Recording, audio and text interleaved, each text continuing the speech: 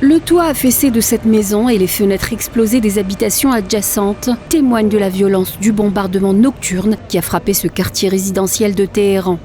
Les frères Salhi et leur mère dormaient au moment de l'attaque. La puissance de l'explosion les a tirés de leur lit, penauds, croyant d'abord à une explosion de gaz. Un des frères a lui été projeté au plafond par la force du souffle.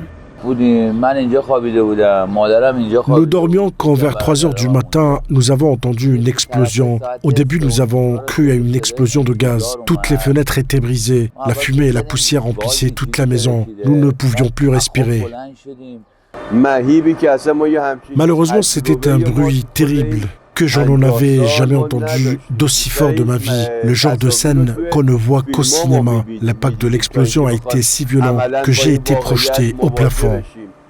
L'état de la maison est sans dessus-dessous et ce n'est pas la seule du quartier à être dans cet état. Ce bombardement sioniste a fait naître un sentiment d'insécurité et d'injustice parmi les Téhéranais qui dénoncent une violation de l'intégrité territoriale iranienne et espèrent une réponse ferme des autorités de leur pays.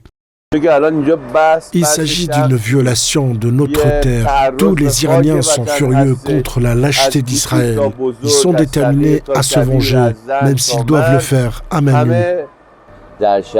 Nous attendons une réponse ferme et respectueuse de la dignité des Iraniens. S'ils frappent une fois, l'Iran devrait frapper 100 fois. Il faudrait qu'ils soient plus durement touchés que nous. Après Gaza, la Cisjordanie, le Liban, la Syrie et le Yémen, voilà que la machine de guerre sioniste tend ses tentacules à l'Iran. Il semble que le Premier ministre sioniste soit déterminé à aller jusqu'au bout de ses plans, embraser le Moyen-Orient et le plonger dans une spirale d'escalade. Une guerre généralisée signée Benyamin Netanyahou, qui sert de rempart ou de rideau de fumée à la politique de dépossession et d'annexation en cours dans les territoires palestiniens occupés.